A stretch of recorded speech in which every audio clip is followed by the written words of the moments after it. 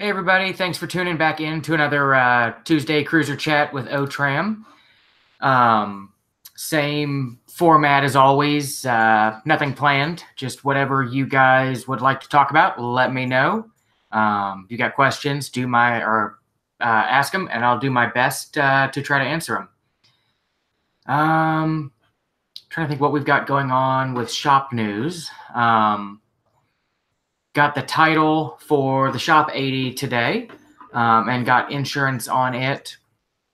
I've got an appointment to get a windshield put in it tomorrow.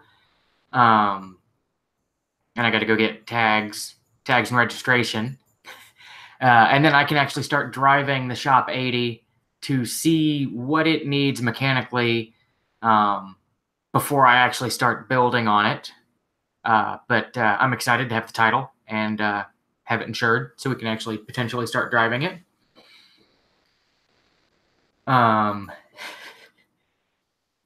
Yeah, I know, Dave. You've seen the truck, and it doesn't look like something that should be driven, but it'll get there. We got the latest batch of 1FZ crank holding tools in late last week. I posted them up on Instagram and sold most all of them Friday evening, and the last two sold yesterday. Those are selling way faster than I thought they would. Next batch should be in later this week, early next week. So if you haven't gotten in on the 80 series crank holding tools yet and need one, I should have more in stock soon. And if you're looking for one, just shoot me an email at otram@otram.com, and I can put you on the list for when the next batch comes in. And yes, it definitely needs a hazmat suit for driving the Shop 80. That thing is gross inside. It just needs the whole interior gutted, and that will probably be one of the first steps.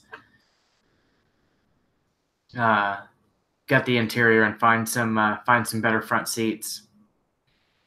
What's crazy is the second row and the third row seats don't look that bad.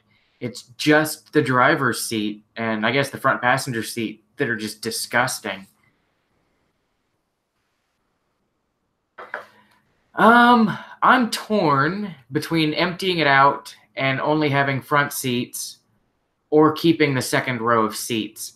Because, half the time, on the very rare occasion that I make it to events, I'm always trying to bum rides with people because the pumpkin hasn't been running in years. So I will likely leave the second row so I can have passengers, but I'm probably going to gut all the carpet out of it and like raptor line the inside, something like that, so I can just hose it out. Because the carpet in it's just disgusting. There's no cleaning that. So yeah, I need to find something for front seats. Oh, awesome, Adam. Glad the exhaust made it to you. I actually just checked tracking on it today. I totally forgot about it and saw it was delivered. So I was hoping you dug it. Yeah, Crash really gets down with packing those things. We save like all the packing material that comes through the shop to try to jam in there around them. Let me know how you like it once you get it all installed. I really dig the way the 62 sound with it. And to Dave, yeah, I may have to look at Subaru STI seats. They need to be something really thin in the cushion because the way the trans hump is in the 80. I really want some PRP seats, but they're kind of expensive, at least as far as the budget for the truck goes. But yeah, it definitely needs front seats because they're gross. Oh, and to Adam, if you have any issues installing, holler, and I can walk you through them. To Steve, if I remember correctly, you've got an 80 series. There's nothing super crazy about valve cover gasket on the 80.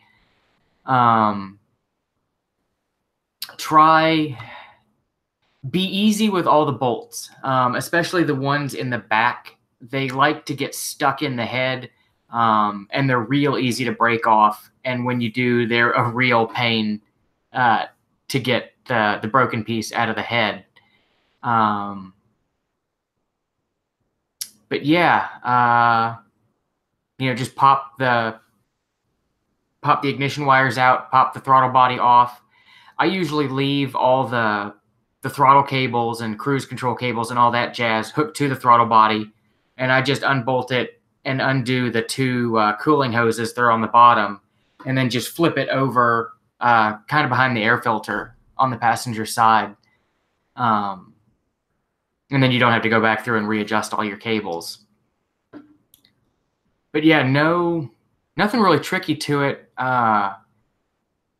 The factory gasket is the easiest one because it's got little ribs and it'll click down into the valve cover. If you've got time, sometimes I'll put like a little dab of sealer in the corners of the valve cover and then press the gasket down into it and let it set up. It makes it easier for the gasket to not fall out while you're trying to fish it back over the head and under the heater valve and wire harness in the back. But yeah, and do the spark plug tube seals in the valve cover while you're in there. They're almost always rock hard and cracked by the time we do valve cover gaskets. And back to Dave, I don't think the 80 is anywhere near cool enough for carbon fiber seats. Although that would be kind of cool. There's a bunch of Kirky aluminum seats over in the race side. Maybe I'll steal one of those.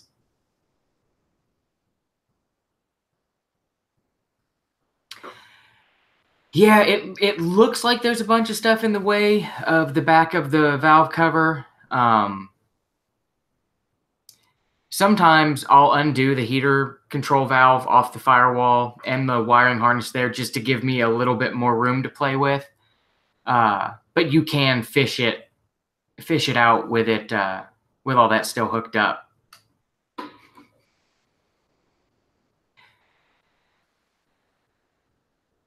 And to Dave, well, if you really like doing carbon fiber, my hood has holes in it. How about you make me a carbon fiber hood? Then that'd be super cool. And to Dave, valve cover gasket on a 3FE is pretty easy. It's just, I think, 4 retainer nuts on the top, and again, pop the throttle body off. I think it's just pop the throttle body. It's been forever since I've done a valve cover gasket on a 3FE. Crash has done the last couple. But yeah, valve cover gasket on a 3FE is not bad at all. An 80 series EGR valve is failing. I tend to leave them intact and repair them. Theoretically, without the EGR valve, you could get some engine knock at higher engine speeds, like on the highway, because you're not flowing the inert gas from the exhaust back through the cylinder to cool it and take up some of the air ratio. Not air ratio. You're not getting the cooling effect from the inert gas going back through, so you can get some engine knock at highway speeds if you delete the EGR. I haven't actually, run into seeing that happen, but theoretically it could. And the way I see it, like Toyota did all the engine programming with the EGR in mind. So when you delete the EGR, you're kind of operating it outside the original parameters that the computer was designed to run in. So I'm inclined to keep it and keep it working.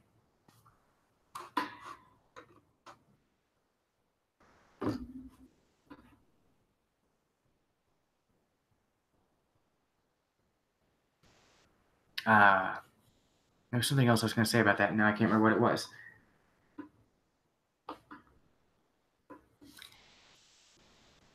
But yeah, I tend to try to keep the EGR. Actually try to keep most of the emission stuff working just because that's the way the engine was designed to run. So I keep it around.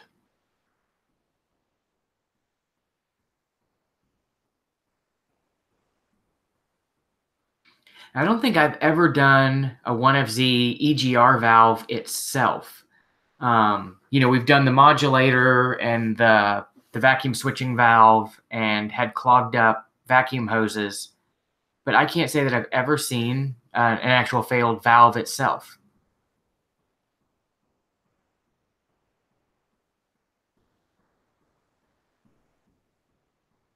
And to Dave's question, third member is the differential dropout. It's like the piece that unbolts from the axle that has all the gears in it. Pinion seal is the seal in the dropout, like where your drive shaft bolts up. Pinion shaft is the cross shaft that connects through the spider gears. I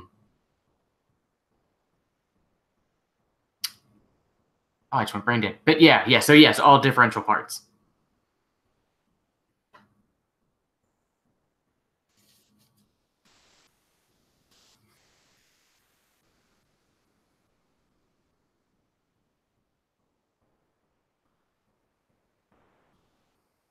No problem.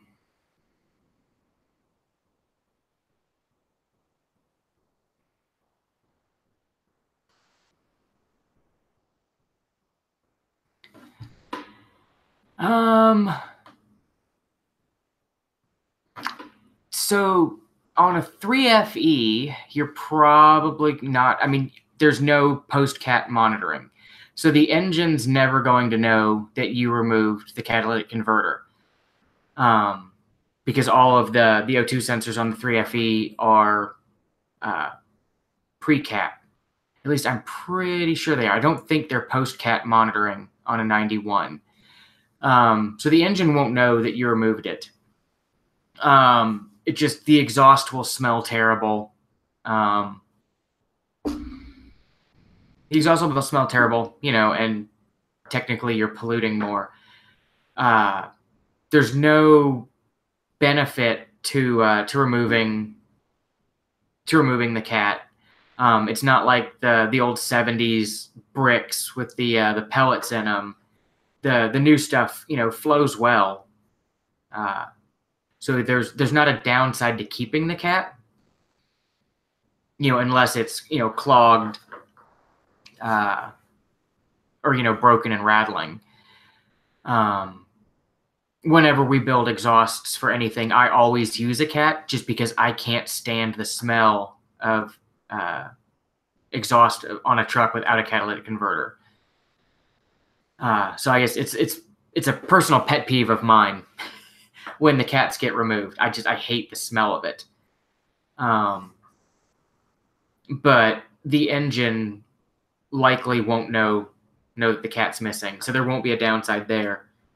From what I understand, it's technically emissions tampering to remove it, but nobody really seems to enforce it unless you're in an inspection state where they do visual inspection and actually look to make sure the converters are all there, or test at the tailpipe. If they tailpipe test, they're going to know that there's no converter there.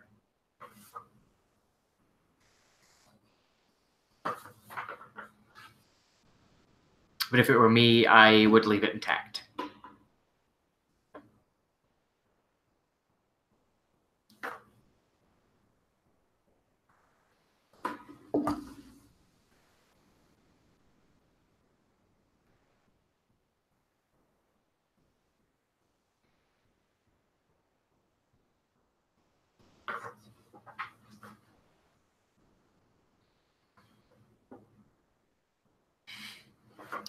No problem. Hopefully that wasn't too long-winded of an answer. Hello.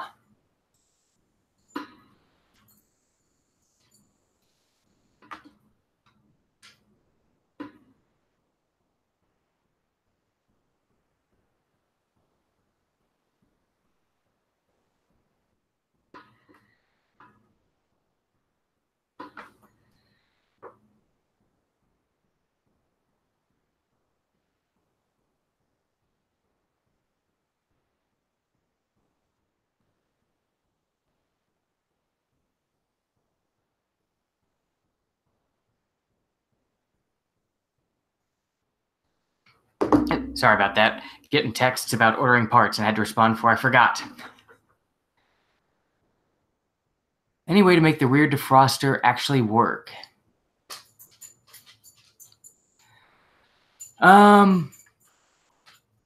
So that's, yeah, we had an 80 series come through that the guy was convinced that the rear defrost wasn't doing anything. You know, we got out the voltmeter and we checked, and, we checked that there was a voltage drop across the glass and yada, yada, yada. And it all showed good. And I broke out the thermal camera to make sure all the heating elements actually were getting hot. And you could see them all functioning on the thermal camera. But it still wouldn't clear fog. So yeah, I don't know of any way to improve on it, unfortunately. And to Michael, awesome. Glad they were able to fit you in for pre-purchase. Sorry we weren't able to get to you. We have just gotten swamped lately. And to JT, yeah, working on more videos. Doing the final assembly of the top half of the 80 series engine for the head gasket tomorrow. And 80 series or 100 series CV axle, possibly later this week. So we got a couple more coming out. And yes, to Dave, FLIR is your friend with weird problems like that. And to Art, I have TechStream, and we were subscribed to Toyota Information System, but I didn't do the full-blown like TechStream included subscription because it's like 3 times the cost. And I don't use TechStream often enough to need the full year of it. So we do TechStream like with the 2-day subscription rate on the off chance I need it. I've got the older Toyota MasterTech scan tool that works for like 89 up to, I think, 2007. And that one doesn't have a subscription, so it just always runs. So we use that one pretty often. And then I've also got a Snap-on Solus that I bought back when I was doing all makes, all models. But that's generally the first one I grab just because it's faster. It's faster than going and grabbing the laptop with TechStream, and it's faster than booting up the old MasterTech. So my Solus is the one I use the most often, unless I really need to get in depth into something, and then I'll get either the MasterTech or TechStream out.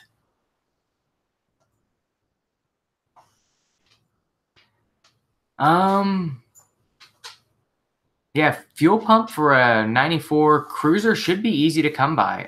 Any auto parts store should be able to get you one. I'd get a Denso. They seem to hold up the best and fit the best.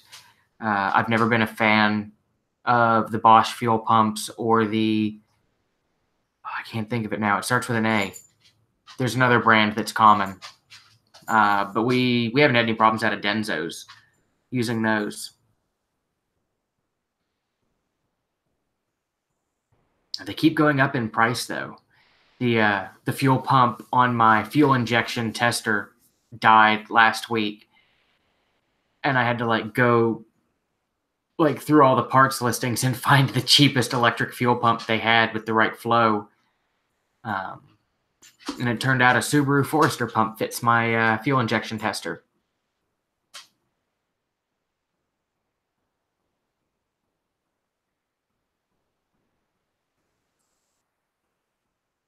Oh, you need the whole hanger and everything. That's going to be a Toyota only part, and they are not cheap.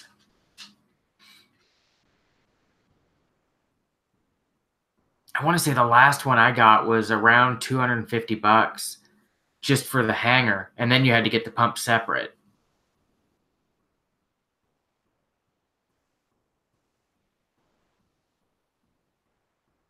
No, it's not Asen on the pump. Asen's good stuff, but they don't do pumps. It's like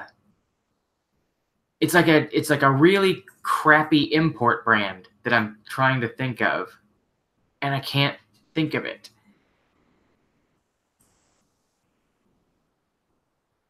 It's like auto something.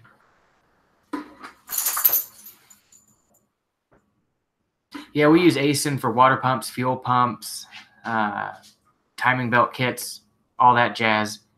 It's not Beck Arnley either.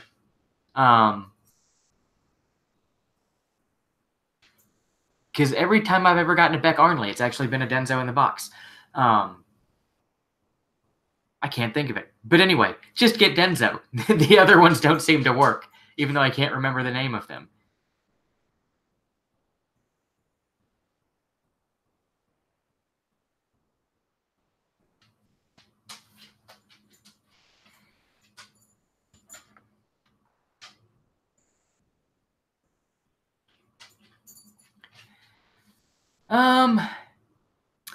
If you're going out in the middle of nowhere, it probably wouldn't hurt to do a fuel pump. It's not terrible to get to on the 80. Under the rear seats, not rear seats, the second row seats in the middle, there's a trap door that you can get to the fuel pump from inside the truck. You just take a few Phillips screws off, and it's right there. So you could either, go ahead and replace it now, or you could just carry a fuel pump with you, and the off chance that you need to replace it in the desert, you've got it with you. I think it's a number 2 Phillips screwdriver, and I want to say a 17 millimeter socket to change the fuel pump.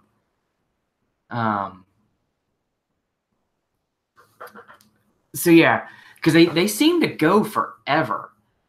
Depending on the quality of gas that you run through them. It seems like if they sit for a long time with water and ethanol gas in there, they'll rot and stick. But otherwise, they seem to go quite a long time. In all the 80s that have come through the shop, I think I've only ever done one fuel pump for actually failing. How's it going, Glenn? There's been a bunch of people signing in tonight.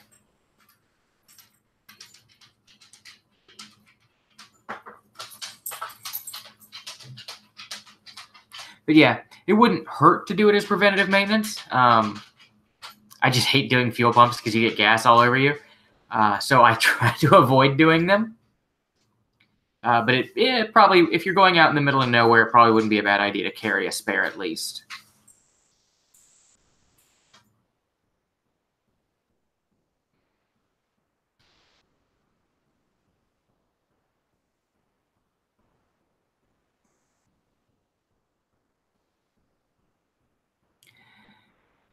The fuel filter is a real pain to get to.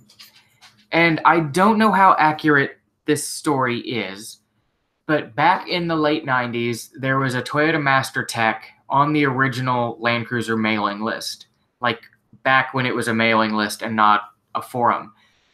And he said that the reason Toyota made those fuel filters so hard to get to was because they didn't want people changing them. That when Denso designed the fuel injection system, they designed it to be like a lifetime, several 100,000-mile filter, under the assumption that you're going to get more dirt in the system changing the filter than you would just leaving it alone. That said, when people ask us to change the filter, we do. But my general recommendation is, unless you have an issue, like a problem that leads you towards a lean condition, or some other fuel delivery problem, leave the fuel filter alone. We change them when we've got the heads off, just because it's right there and you're undoing the lines anyway. So we change them while there's easy access. We also do the pesky heater hose while it's got easy access. But in just general driving, unless you're getting like a lean code or you're getting stumbling or something like that, generally I would leave it alone and not bother with it. I can't say that I've ever seen a cruiser that had a bad fuel filter. I had to replace the one on my 4Runner, but that's because it sat for years with water in my fuel cell, and that water wicked up through the gas lines and actually rusted both of my fuel filters solid. So if it's been sitting for a long time and, with water in the tank, then, you could possibly have an issue. But otherwise, you just don't see it that bad unless you live somewhere with just really terrible fuel quality.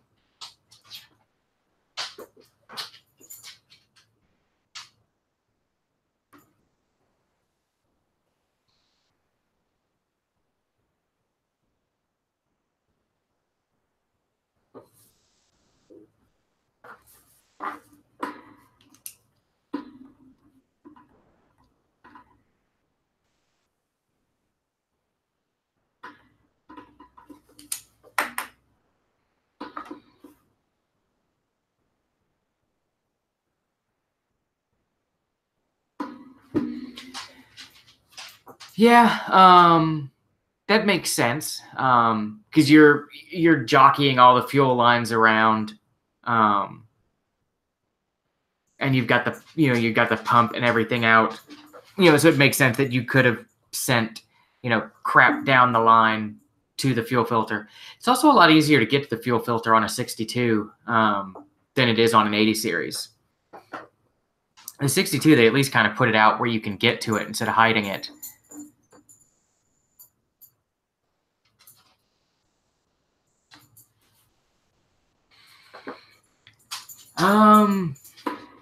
Should you renew the front wheel knuckle bearings when you do the diff seal?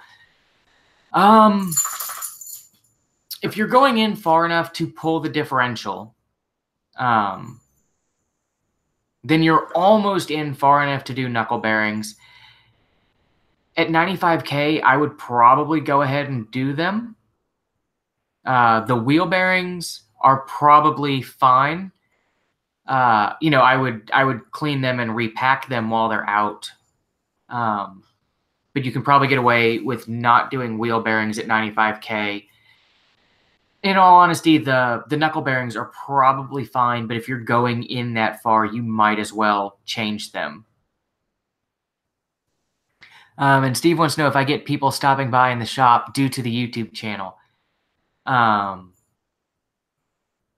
So we've had a couple people pop in, and it's really strange because the shop's off the beaten path, and you've got to be looking for us to find us. It's not like you're going to drive down Main Street and say, "Hey, there's Otram."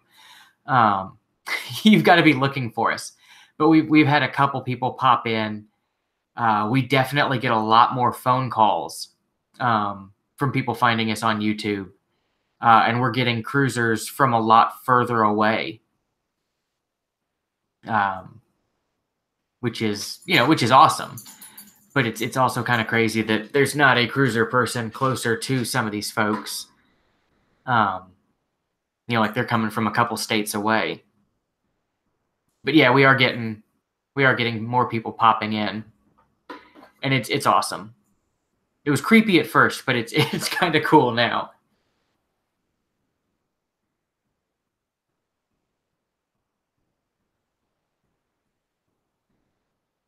I have not done airlift airbags in a GX470. I've done them in 80 series and I think 100 series, but not in the GX470 4Runner.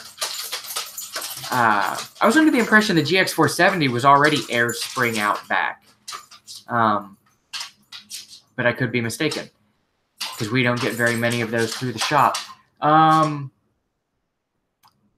I guess the tips for installing airbags is whenever you think you've got enough clearance around any of the airlines or air fittings, make sure you have like 4 times as much clearance as you think you're going to need.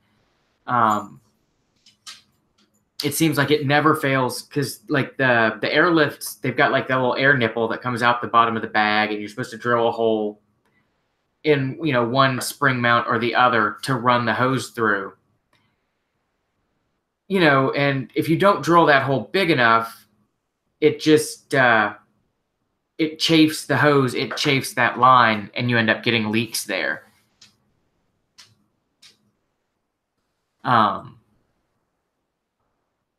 Yeah, and it seems like the other issue we run into, like if you flex the springs, the airbag will get stuck in the spring and pull down, and it'll pull the line off the end of the bag. And yeah, Adam, you should drive out. We'll come work on we'll work on your truck. Arizona's got to be a lot more rust-free than the stuff we get. Tips and tricks for rear drum brake adjuster. Yes, have somebody else do them. No, really, I hate messing with drum brakes, and I hate adjusting them. But I guess the biggest tip, the little star wheel adjuster, take it apart, wire wheel it or sandblast it, and then use a good grease anti-seize when you put it back together so it'll spin freely and keep working. And then you've just got to, the star wheel's terrible. Most of the time nowadays, we don't even mess with cleaning them up. We just order new ones. And yeah, going into the little hole in the rotor is terrible. Yeah, I hate doing it. Luckily, we don't have to do it often. And the GX was converted to coils, and they're way too soft.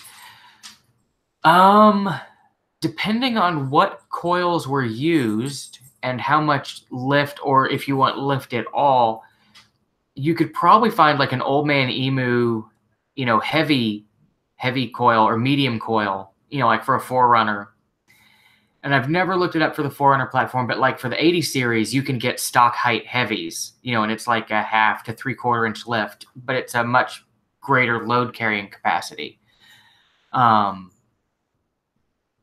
I would probably try to correct spring rate rather than using airbags.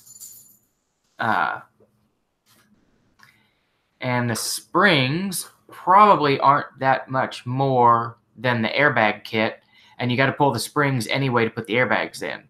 So I would probably try to find a heavier rate spring.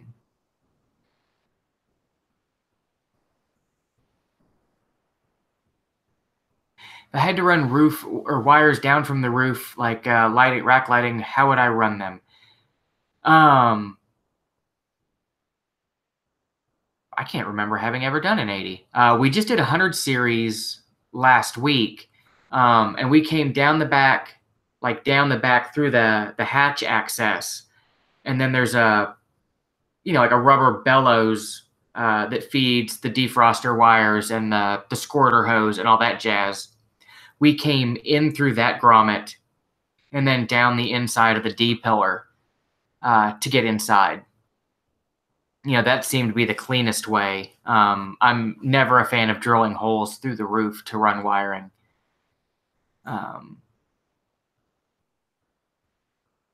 But yeah, we just came through that grommet, and I'm pretty sure the 80 series has a similar grommet. And back to Adam. Yeah, the rear disc brake setups. My 4Runner years ago, I did the Cadillac Eldorado brake setup, and I could never get the e-brake to work right. And honestly, most of your braking is done, with the front. It's something like 60% is on the front axle. You're not gonna gain a huge amount of braking going to disc brakes out back. You just gain the ease of maintenance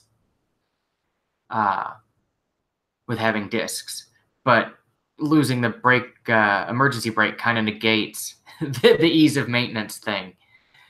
So I would stick with drums. The only time we really do disc brakes on the back of like 40s is when we can't find the old school wheel cylinders. Like when they need all 4 wheel cylinders, sometimes it's cheaper and easier just to source disc brakes for them. But the rear disc brake kits are a compromise, so I would keep drums if they're functioning properly.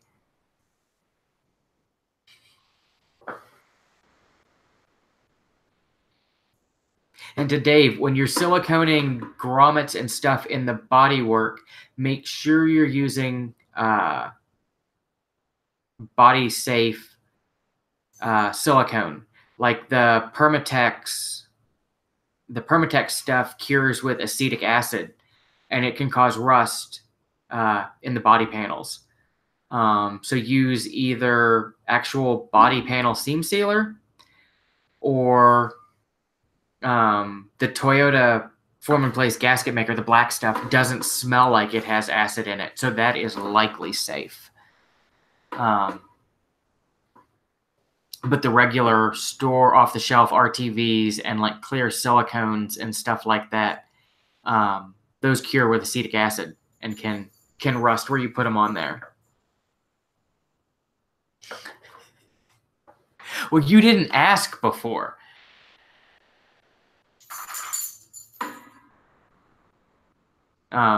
Yeah, the Toyota gasket maker is some amazing stuff. That's pretty much all we use. We keep both flavors of black and then the orange transmission stuff in stock.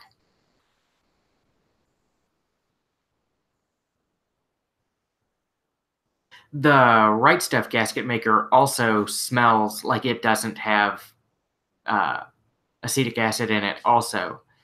But yeah, get it at the dealer. It's cheap. There's a couple different varieties of it. But if you just tell them black Fippig, they should know what you're talking about. I want to say the black's like 12 or 15 bucks a tube, somewhere in there. For the regular black, there's a like super long life coolant based black also that's like $100 a tube. But like our local dealer doesn't even stock that one. I've got to special order it in.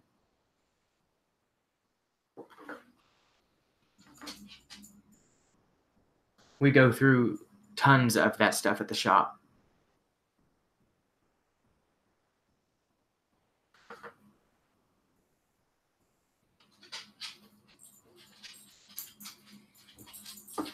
I've also seen it on eBay. But I don't know how I feel about eBay gasket maker. Yeah, supposedly the super long life coolant will eat the older school black form and place gasket maker. And on the 100 series timing belts, you've got to glue the water outlet on. So using the old school stuff, apparently the new pink coolant will eat that and it'll spring a leak there, which is why they came out with the $100 a tube one, which luckily it's like a so a $100 tube goes a long way. And we keep it in like 3 Ziploc baggies to keep it from drying out. And Adam, I don't have any plans to do any lightweight front and rear bumpers. I did an 80 series bumper a couple of months ago, and it took forever. I did it because I enjoy building things like that, but we're not set up really at the shop to do it in a productive manner. So if I had to build bumpers for a living, I would definitely starve to death. Yeah. So it's like to the point, I'm building up the Shop 80 for myself, and I'm likely going to buy bumpers for it rather than building my own, just because I don't have the time to build them. I'm probably going to get the 4x4 Labs bumper kits, which I'll still have to weld them together. But that's fine. I can make time to weld the bumpers together. I just don't have time to scratch build them. And thanks for the compliment on the stainless welds. Yeah, I really did getting in the zone and welding the stainless tubing. And it's funny, when I was welding yours, we discovered that the BG's staying alive is the perfect rhythm to TIG weld to, which made both of us really unhappy because we had to listen to lots of BGs that week while I was welding exhaust. But it did work well. Let the dogs out.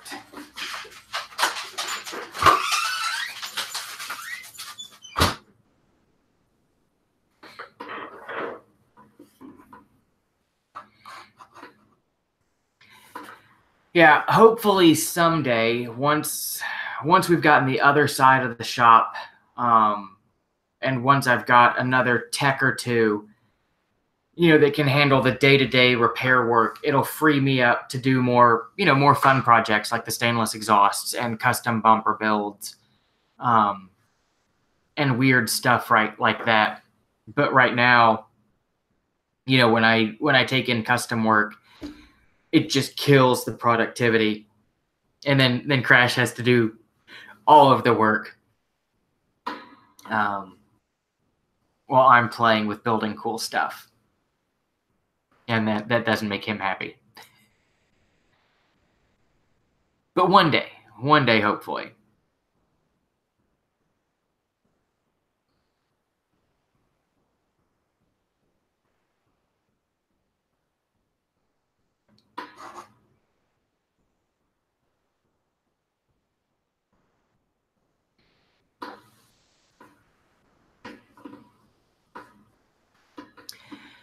I don't know that they've got, I don't know if they do 60 series bumpers.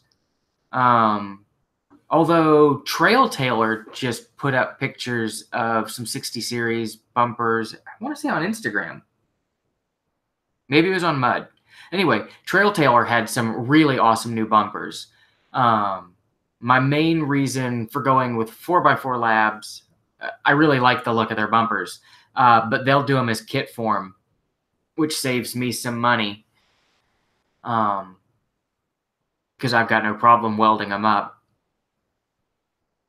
And so they're, it's like half the price if you buy them in kit form than if you buy them, all built up. So that's my main reason for going that route.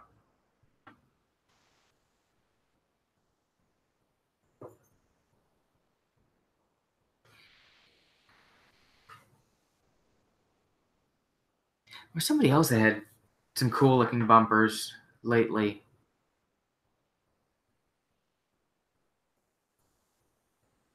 I can't think of who it was. But yeah, I'd check out, Luke at 4x4 Labs does awesome bumpers. And I just went brain dead. Just talked to the guy from Trail Tailor. Jason at Trail Tailor does awesome work. And yeah, I've seen pictures of the Delta VS bumpers too. And they're looking pretty cool. I really want a set of their 80 series radius arms. Those look super nice. I want a set of those rather than having to do caster plates or caster bushings. And to Steve, I have done rear bumper tire carriers. But yeah, like I was saying, I would starve to death if I did them regularly.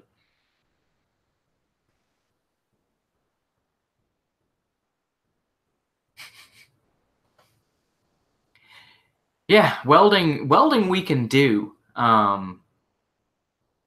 Yeah, and if it's already a kit, the welding won't be that bad. But like the bumper I just built for the 80 series, it was like, design it and then, bend up all the panels. And then it was like, I really don't like the angles of that. bend up another set of panels. I really don't like that. Bend up another set of panels. And it just kind of kept going like that.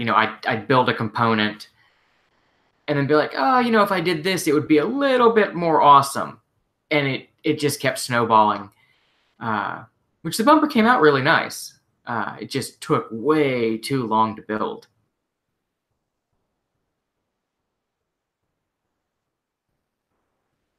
And when I did the tire carrier on that one, I actually used 4x4 Labs swing out arms, because it was cheaper to buy the already cut swing out arm kits from them than it was for me to get all the individual pieces and build them myself.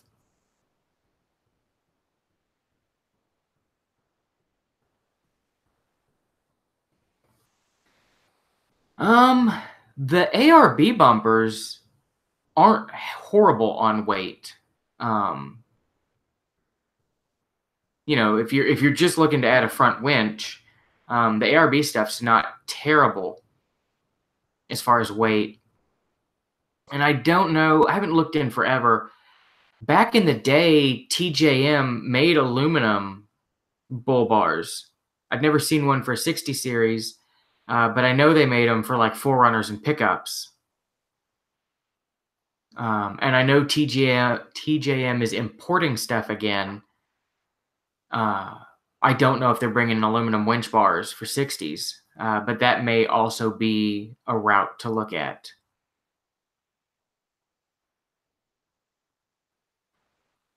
And Cruiser Brothers is bringing in Kmart bumper stuff now, I believe. And they seem to have some lighter weight bumpers as well, like structurally sound, but lighter weight. So that may also be an option. I was looking at one of theirs for a 200 series build that we might be doing.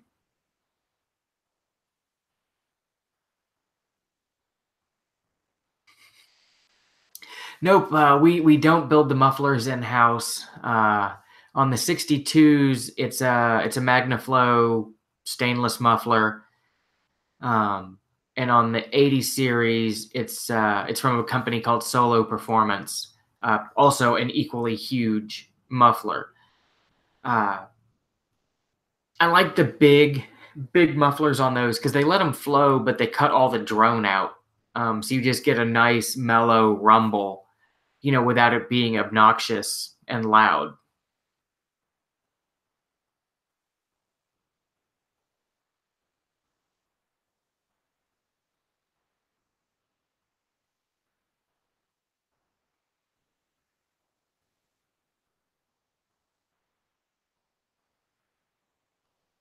Yeah, the shipping was crazy. And I haven't figured out the rhyme or reason, because sometimes it's $100 to ship them, and sometimes it's $200, and it's not like they're going drastically different places. Have I done a power steering pump on a 100 series? And if so, how bad is it? Power steering pump is super easy. I think it's either a 22 or a 24 millimeter wrench for the high pressure line on the back for the banjo fitting. And then you'll need a 14 millimeter socket on maybe an 2-inch extension to get the pump itself off. It's only 3 bolts holding it to the front of the head or the front of the block. And you just go, like, there's the circle cutouts in the pulley. You just put your socket right through the pulley holes, and you can get to all 3 bolts. They're super easy to get loose. If you look in our 100 series timing belt videos, there's one, it says like updated timing belt video part 1, something along those lines. One of the very first steps in that is pulling the power steering pump, so you can see all the steps to it. I think the only thing that I don't show in the video is undoing the high pressure line, because we've already undone it because the engine's out of the truck. But they're not bad to do at all. So yeah, it's a 20 or 22 or 24 wrench, and then the 14.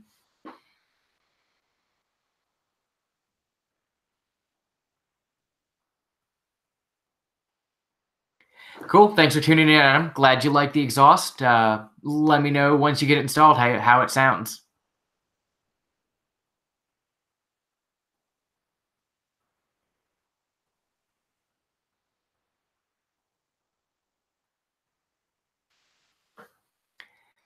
And I'm not sure on Robert's question on the 80 series hydraulic steering box.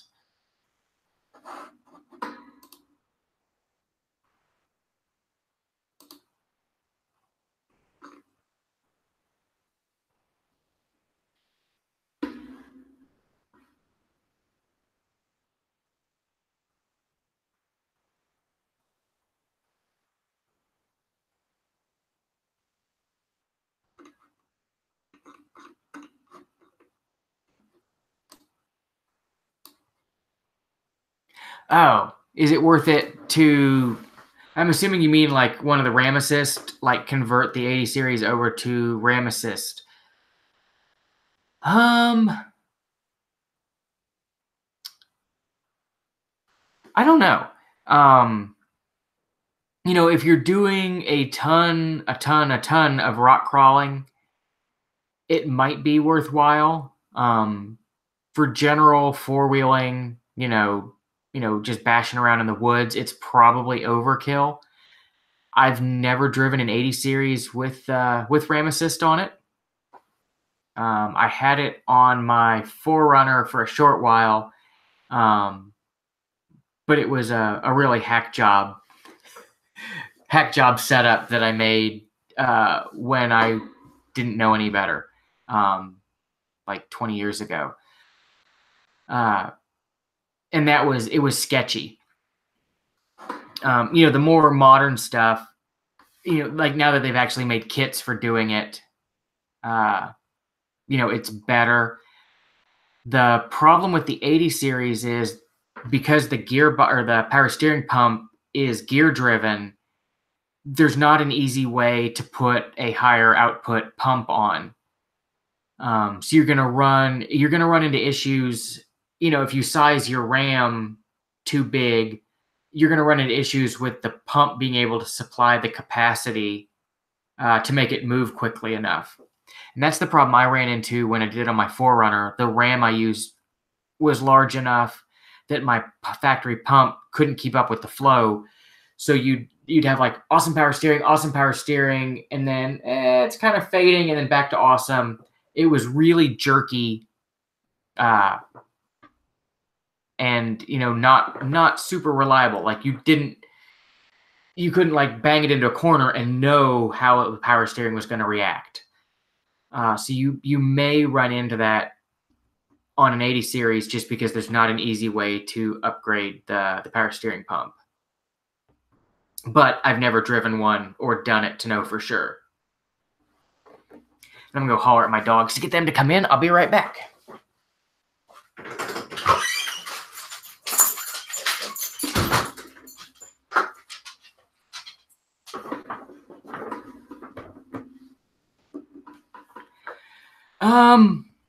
Upgrading the alternator. What did we do? We did one a couple of months ago, and I want to say we used a Sequoia alternator, and a guy on I Hate Mud had made a kit for doing it. It was like Photo Man, something like that. I can't remember the guy's name, but we used his bracket kit to put, I'm pretty sure it was a Sequoia, like 120 amp alternator in.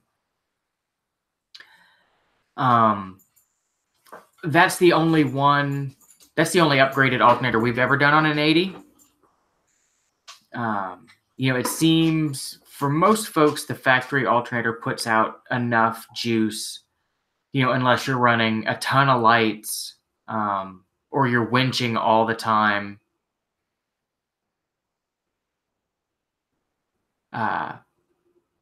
Something like that. If you have like massive power needs, but most folks don't. Okay, big stereo. I can see where you'd need that. And so yeah, the Photo Man kit was real easy to put in and used, a factory alternator. I want to say it was off of Sequoia, but I'm not positive. Best rear disc brake conversion for a 60 series. My opinion is to leave the drums. You're not going to gain a huge amount of performance with a rear disc kit on a 60, and you're probably going to lose a functional e-brake going that way. So I would leave it drum. They're rugged. They're pretty much bulletproof. There's, other than saying, hey, I've got rear disc brakes on my 60, there's not a ton of advantages to going rear disc brake. I don't know the year of the Sequoia. It was a customer of ours had the kit and had the alternator, and we threw it in while we were doing a bunch of other stuff for him. So I don't know any of the particulars, unfortunately.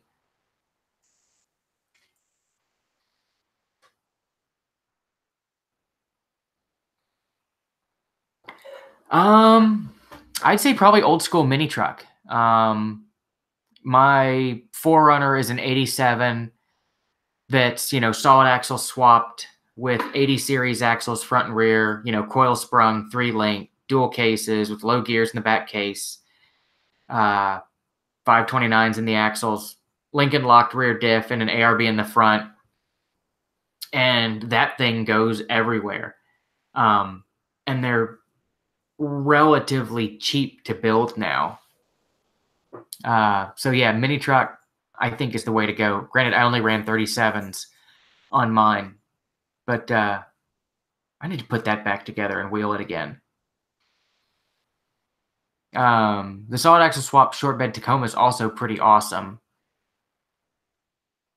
But I haven't really wheeled with them much. I built a solid axle swap Tacoma years ago, but I've never actually wheeled with the guy. And cool, Dave. I'll see you later. Thanks for tuning in. I Hate Mud's probably going to be your best source.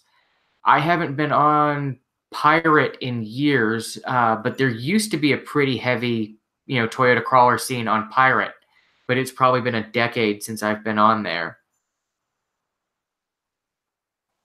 And Art, I've never actually had an 80 that needed a new charcoal evap canister. I know there's like I want to say it's like a Bronco or something evap canister that folks use, but I've never actually had to do one. So I don't know the specifics on it.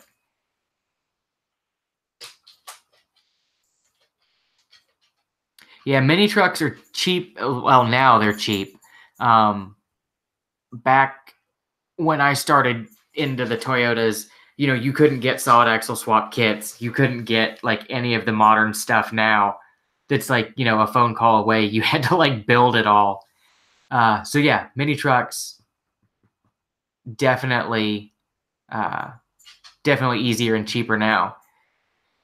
And to Steve, do I know of any 80 series meetups? I don't. And it won't be 80 series specific, but if you go on I Hate Mud, if you go to the heading, I think it's clubhouses, you can find like all the clubhouses by state.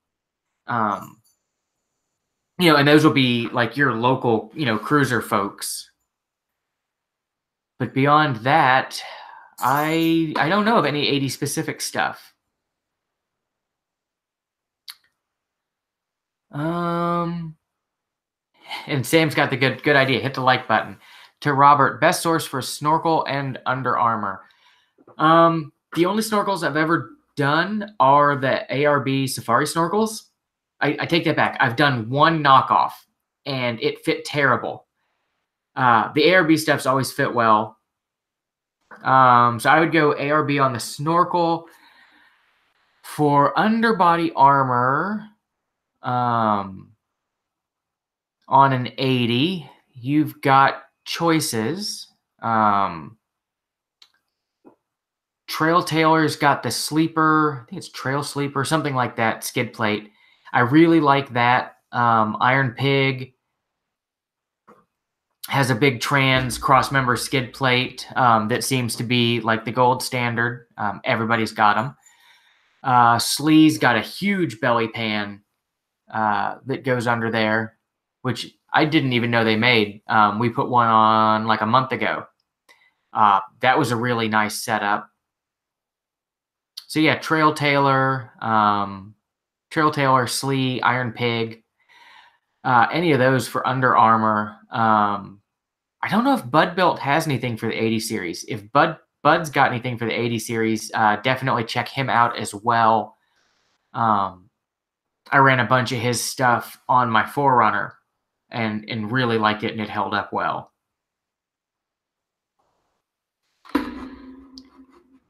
But yeah, if you guys don't mind, I'm gonna jump off of here for the evening, get the dogs their dinner, and start cooking dinner myself. But yeah, thanks to everybody that tuned in. If you haven't subscribed, subscribe below. And if you really dig the chats and the videos, check out our Patreon link down in the description below. Everything helps in supporting the channel with new camera gear and the time to make the videos and all that jazz. So yeah, thanks for everybody tuning in, and I'll catch you next week. I appreciate it.